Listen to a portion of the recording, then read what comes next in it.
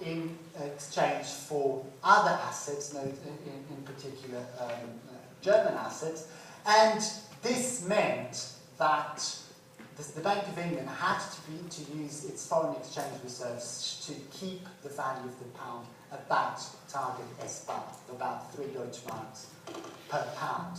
And of course, at some point they realized it was just, the battle was lost. They were losing a lot of money for the taxpayers because they were selling something substantially more cheaply than they had bought it for.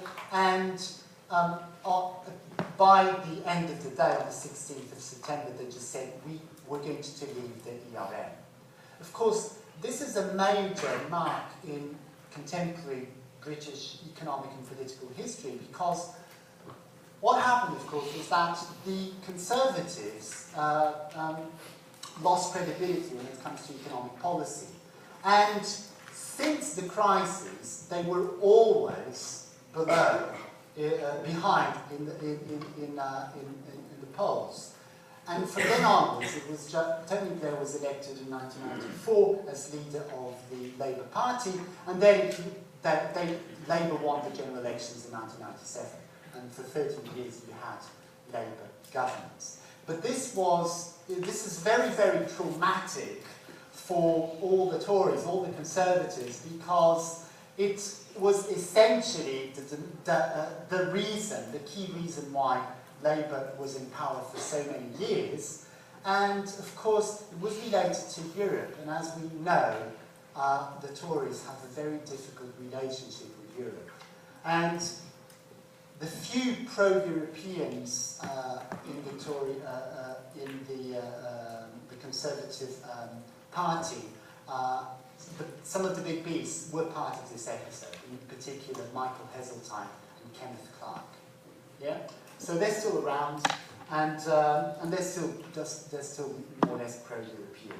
So those that haven't seen the documentary, please do. It's really well done. I mean, it's not going to be amazing in terms of going into the details, but you see, I think you see quite a lot of things. The worry of the politicians about the impact of these things, the amazing ability of politicians carrying on saying until a few hours before the event, we will not devalue, we will not leave the ERM, and then a few hours later, you just have to eat your words.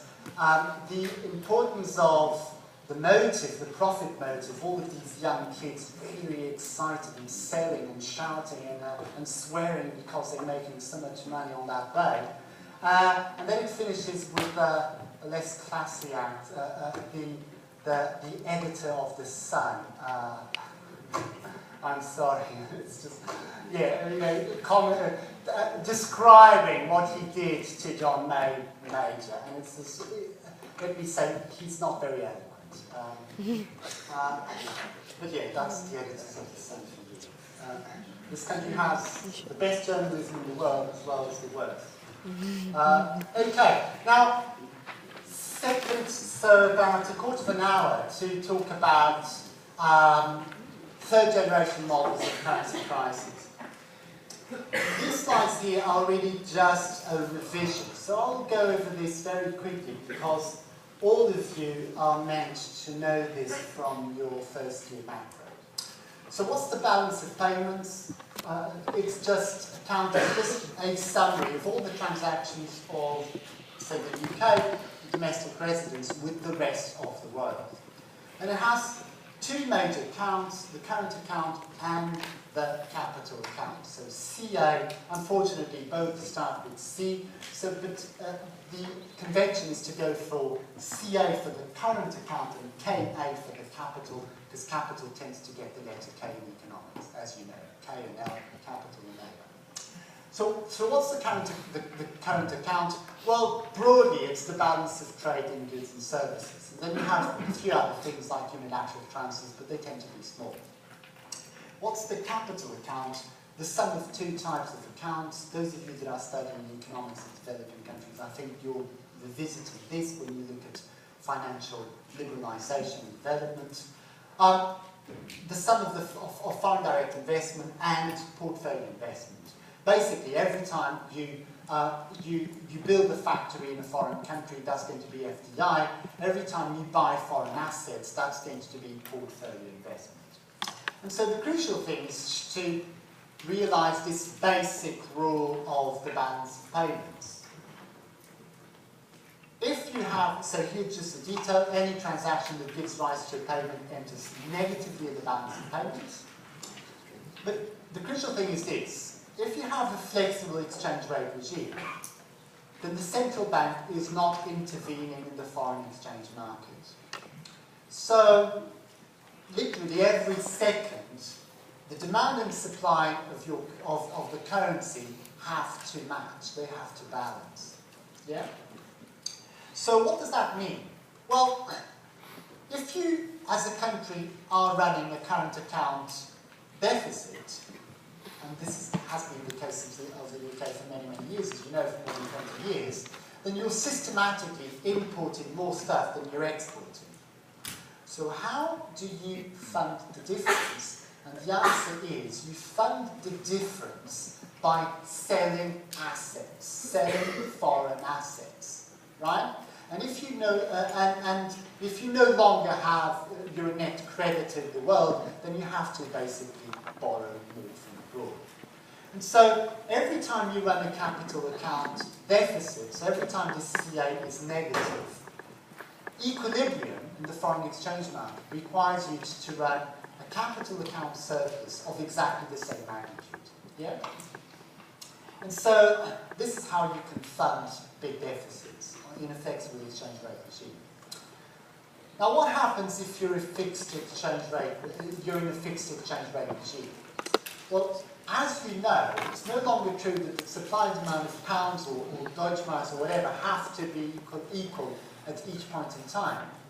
Now you've set this artificial price, this S bar for your currency, and you as a central bank, what you're saying is, I'm willing to buy and sell, I commit to buying and selling my currency at this rate, no matter what. And so, if your country is running a current account deficit, and if the capital account is also in deficit, then basically you need to supply the difference between the demand for your currency and the supply of your currency as a central banker. And so you do that by selling foreign exchange reserves. But of course, the foreign exchange reserves are finite, and so at some point this will have to stop.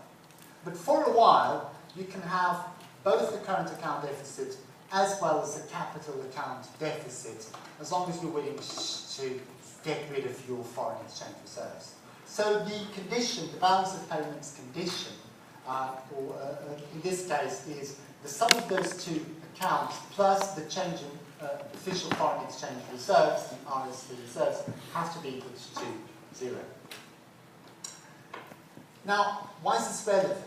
Because in the third generation models, a lot of the problems have to do with the balances of commercial banks and investment banks and big firms. And if the country goes from having very large current account deficits and capital account surpluses, it's now forced to have current account surpluses because capital is no longer coming in but is actually leaving the country, then sooner or later there's going to be a currency crisis. And of course, going from a current account deficit where you're consistently buying more than you produce, or in other words, you're consistently importing more than you export, to a current account surplus is going to be very costly. You as a nation, households, firms and governments just have to contract your demand for everything. But of course that creates unemployment. This is the reason why, even to this day, the Asian crisis in 1997 and 1998 is still remembered in many of these countries, from Malaysia to Thailand and so on.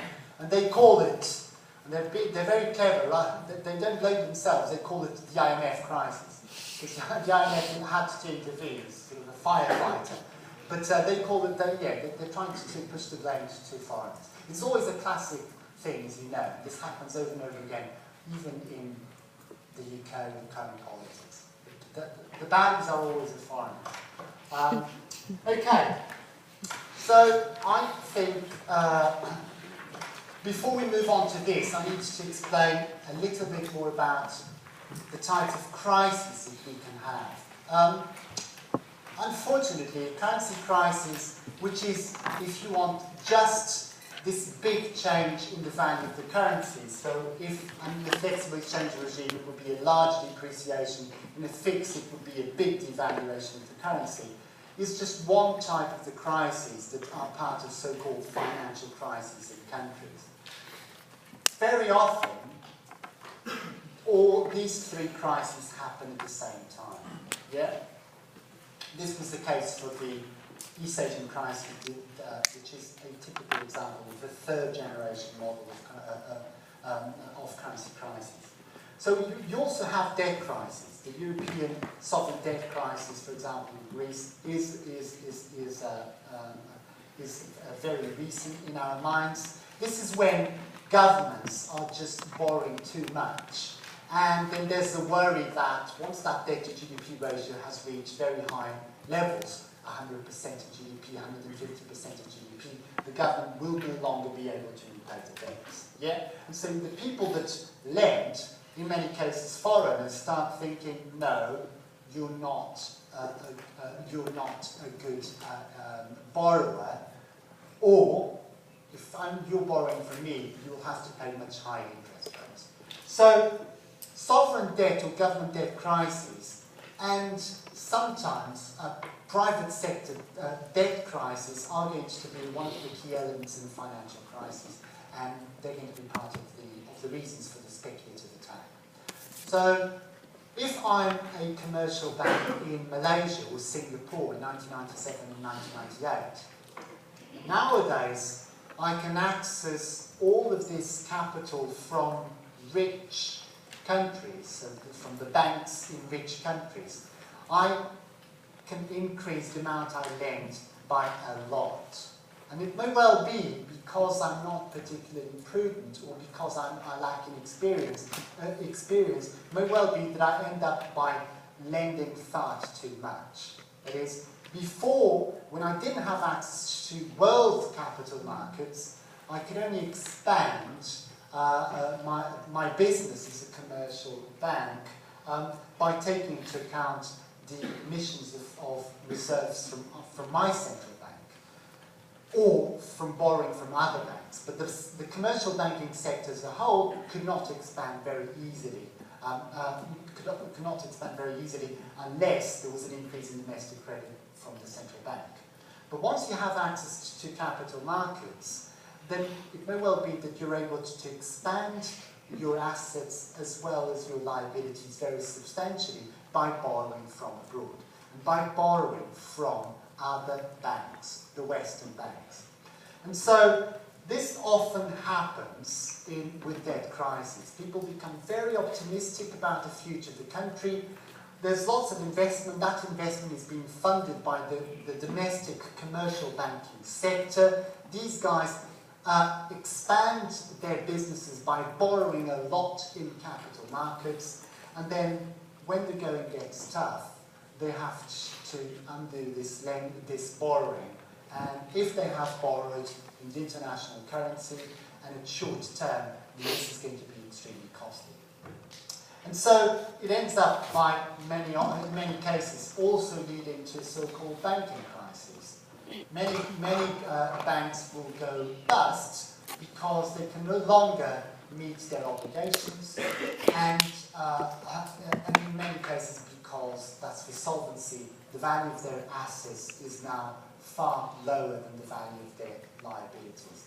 So I think not, I'm not sure. Okay, I'll stop now. I'll stop now, and if I have to make one of the lectures a little bit longer, I'll see. I mean, I can shorten the lectures, the next two lectures.